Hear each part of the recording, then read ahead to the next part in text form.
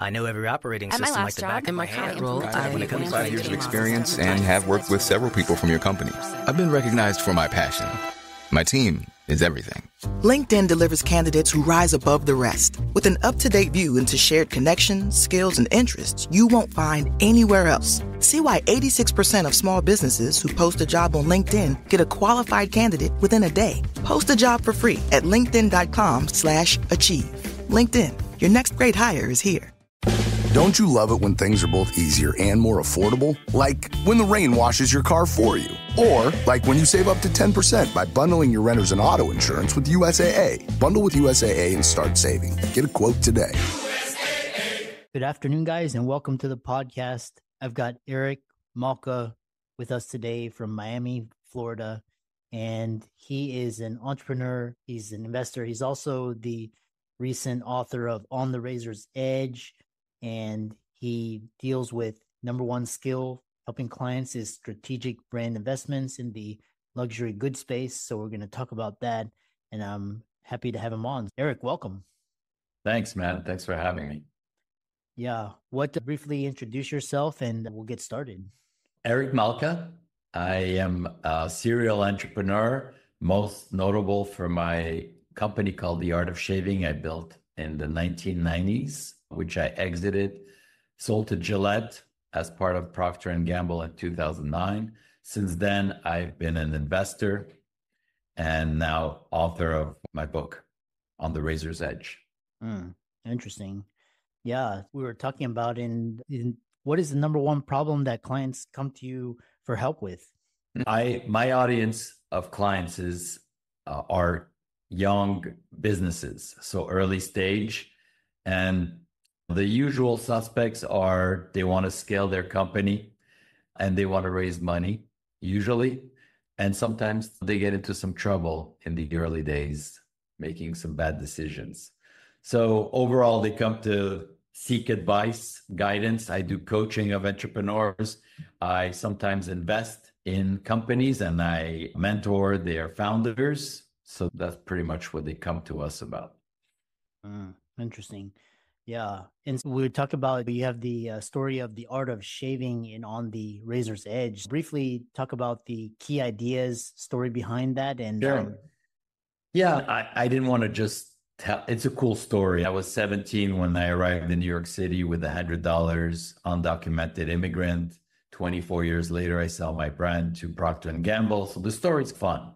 It's a fun journey, but I wanted it to be a lot more than that. I really wanted to inject all the lessons and principles that have allowed me to achieve what so many entrepreneurs really aspire to do.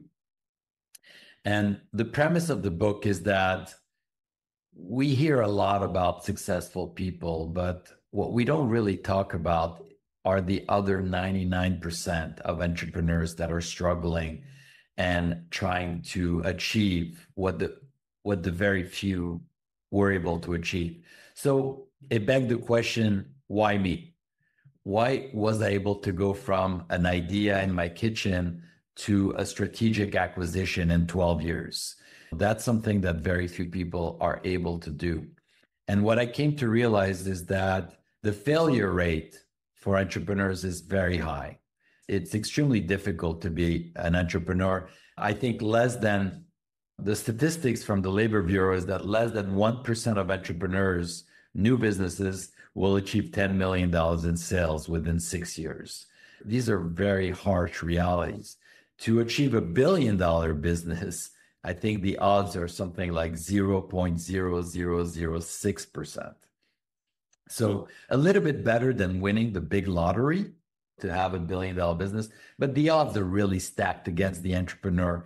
And that causes, so the book was really about reverse engineering our success stories and extracting some of the principles and elements that allow us to thread that needle, right? To avoid the pitfalls.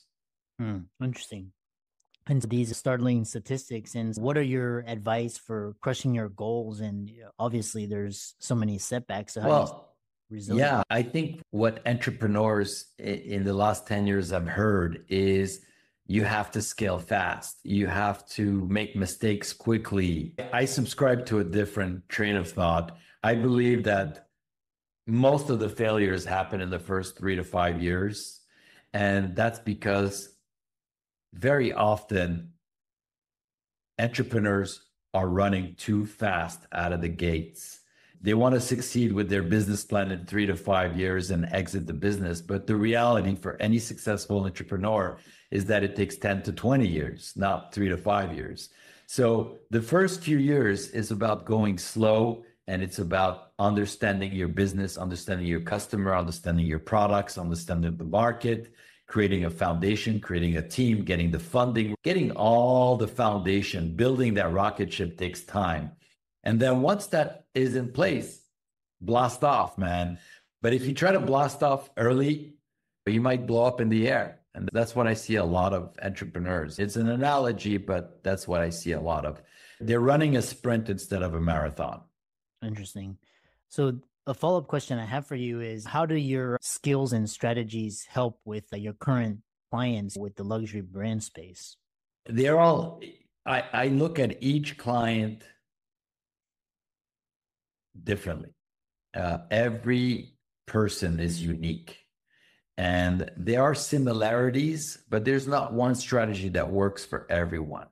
There are universal rules, but then I look at people's values. I look at where they are, what they aspire to be in the next 5 to 10 years. And from there, we craft a path to achieve those goals. And what I really believe is trying to make it a little bit more fun. I think by reducing the speed, it reduces anxiety and it increases enjoyment of the ride, and it maximizes the potential for success. I recently spoke to an entrepreneur. He was looking to raise $1 million for his new business. And I said to him, why are you raising so much money right now? You don't need that much money. And he felt such a sense of relief that somebody was saying that to him. A lot of anxiety just went away at that moment. And he realized, I only need a few $100,000 to get to my next level. So little things like that can make a huge difference. And I don't tell people how to win. Or most people that come to me, they're smart, they're driven, they're hardworking, they understand their business, they understand their industry. My job is not to tell them what to do. My job is to help them think things through methodologically to avoid making too many mistakes along the way. And that's really my job. Mm-hmm. Interesting. And another follow-up question I have for you is, what made you go from the shaving business into the current business that you're in now? What sort of transitions or insights did you have into the luxury brands and goods? Yeah, it's the same business. It's just that instead of me, I'm not an operator, I'm an investor, right? I like to think of myself as a professional athlete, whereas in my prime, I was on the court. I was winning championship on the field. I was the best player. But in my 50s, I get killed on the field. You need to be young, strong, driven, have fire in your belly. My place is in the owner's box, in the coaching staff, where I can support the winning team, but not be the player on the field. So for me, it was a transition that wasn't easy, but it was a transition I wanted to make from being an operator of a business, an entrepreneur that was lucky enough to have a liquidity event and to gain some financial freedom, to do what I really am passionate about, which is to support the next generation of entrepreneurs. And that's how I transition. Interesting. But very much staying in my lane, by the way. I only support entrepreneurs in the area of business that I understand well. Interesting. And what I really like that analogy where you're talking about being an owner and investor. And this topic, from founding to freedom, how to scale your business and prepare for self-management or a sale. What are your insights around that? To prepare for exiting your business? Yeah, how to scale your business and prepare for self-management or a sale. Scaling your business, as I said before, you need to have all the foundations there, right?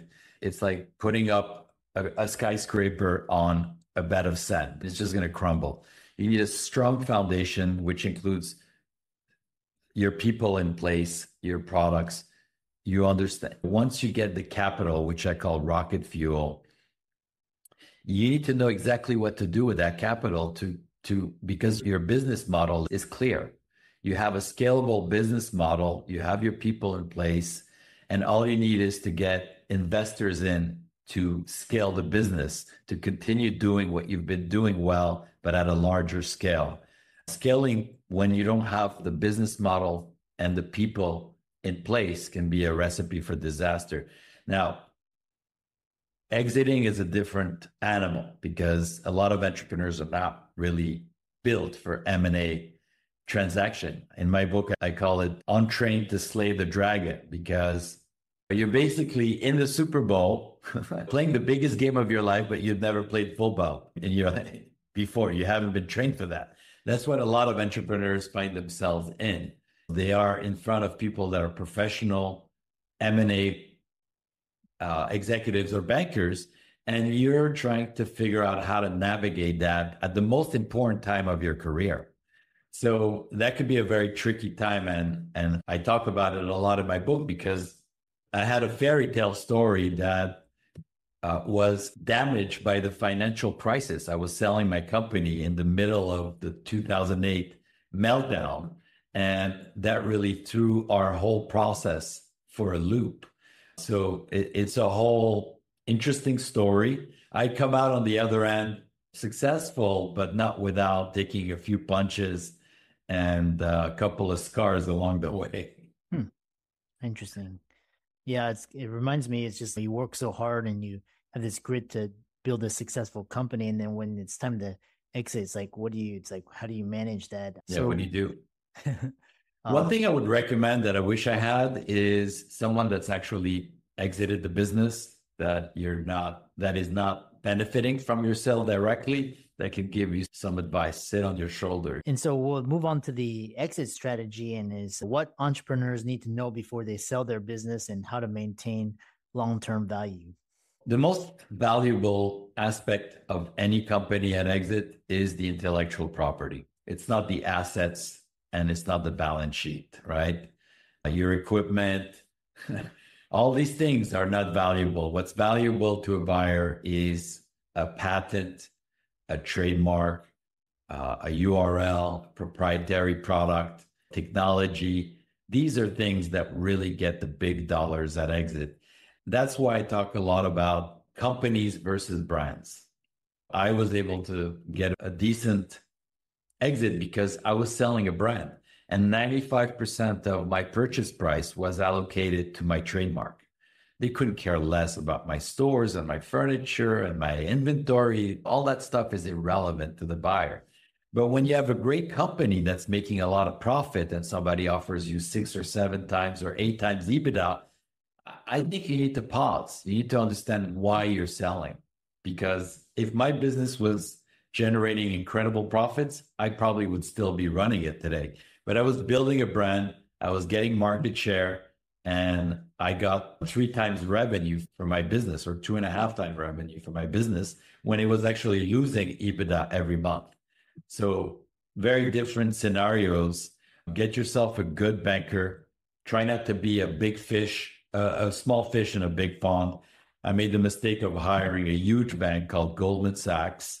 And even at the size of my transaction, I was a tiny minnow in the sea for them. So try to find a bank that is going to value the size of transaction that you're looking to have. Yeah, interesting. Yeah. And this exit, there's always this founder's dilemma is you have someone offers you either M&A or an exit.